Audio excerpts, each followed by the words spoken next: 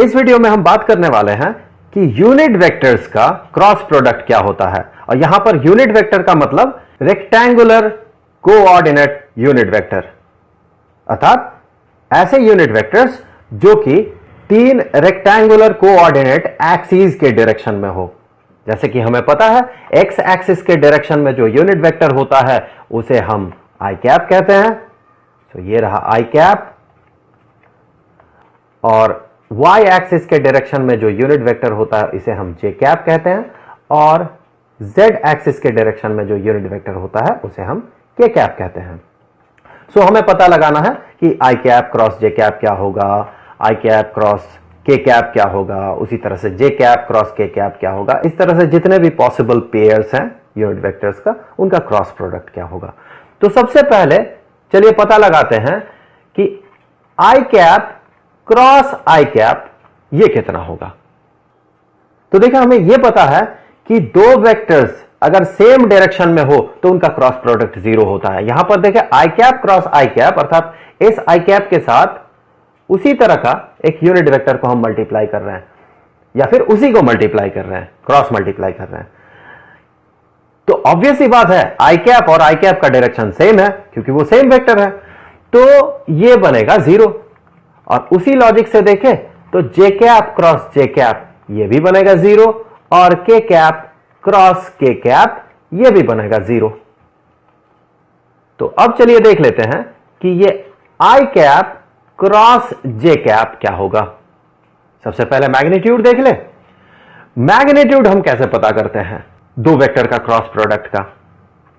उसके लिए हम क्या करते हैं, पहले वेक्टर का मैग्नीट्यूड को कंसीडर करते हैं। सबसे पहले देखिए यूनिट वेक्टर आई कैप का मैग्नीट्यूड क्या है, ये तो 1 है, इनटू दूसरे वेक्टर का मैग्नीट्यूड को कंसीडर करते हैं, ये भी 1 है क्योंकि ये भी यूनिट वेक्टर है, और उसके साथ मल्टीप्लाई करते हैं sine of angle between them.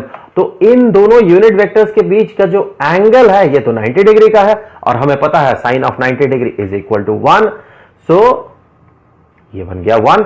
तो ये तो हो गया मैग्नीट्यूड। और इसका डायरेक्शन क्या होगा? अगर आप राइट हैंड रूल अप्लाई करें तो आप पाएंगे, अगर आप अपने राइट हैंड के उंगलियों को कुछ इस तरह से मोड़ के रखें कि ये आई कैप से जे कैप के डायरेक्शन में हो, तो आपका थंब जो डायरेक्शन इंडिकेट करेगा वो होगा के कैप का डायरेक्शन। यहां पर मैं आपको बता दूं कि ये जो बॉक्स आपको दिख रहा है उसका ये जो एज है ये बाहर की तरफ है, अंदर की तरफ नहीं है। क्योंकि हमने 3 डायमेंशनल फिगर को 2 डायमेंशनल ड्रॉ किया तो कभी कभार ऐसा लग सकता है, ऐसा फील हो सकता है कि ये जो लाइन है ये अंदर की तरफ है, पीछे की तरफ है। पर मैं रिप्रेजेंट जो करना चाहता हूं, क्योंकि ये z एक्सिस है तो ऑब्वियस ही बात है, अगर ये x एक्सिस हो, ये y एक्सिस हो और ये z एक्सिस हो, और x और y एक्सिस अगर इस प्लेन में हो तो z एक्सिस ऑब्वियस ही बात है ये बाहर की तरफ होगा प्लेन से, अर्थात हमारे तरफ होगा। सो ये के कैप का जो डायरेक्शन है ये हमारे तरफ है। और हमने ये देखा कि आई कैप क्रॉस जे कैप का जो डायरेक्शन होगा वो के कैप के डायरेक्शन में होगा। तो इसका डायरेक्शन जो है ये के कैप का डायरेक्शन है। तो 1 into 1 into 1 into K cap, तो इसे हम क्या कहेंगे? इसे हम कहेंगे K cap. So I cap cross J cap is equal to K cap. अब देखिए J cap cross K cap क्या होगा? इसका भी मैग्नीट्यूड 1 होगा। तो हमें क्या करना है, सिर्फ डायरेक्शन पता लगाना है। तो जे कैप क्रॉस के कैप, आपको दाहिनी हाथ के उंगलियों को कुछ ऐसा रखना है कि उंगलियां इंडिकेट करे जे कैप से के कैप की तरफ। तो ऐसे स्थिति में जो थंब है ये इंडिकेट करेगा आई कैप के डायरेक्शन को। तो फिर हम कहेंगे J cap cross K cap is equal to I cap. उसी तरह से के कैप क्रॉस आई कैप ये बन जाएगा जे कैप।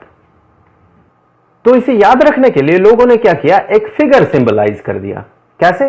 ऐसा कि आई कैप को आप यहां ड्रॉ करें, जे कैप को यहां ड्रॉ करें और के कैप को यहां ड्रॉ करें, और इसे एक साइक्लिक वे में ड्रॉ किया जाए। और यह साइकिल कुछ इस तरह का होगा।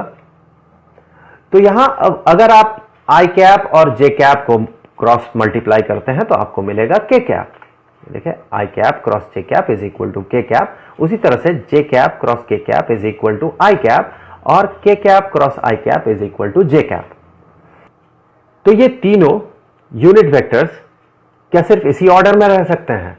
एक और पॉसिबल ऑर्डर है, वो ये है कि अगर आप ये कहें कि जे कैप क्रॉस आई कैप, तो ये बन जाएगा, सबसे पहले देख लेते हैं मैग्नीट्यूड, ऑब्वियस सी बात है 1 होगा।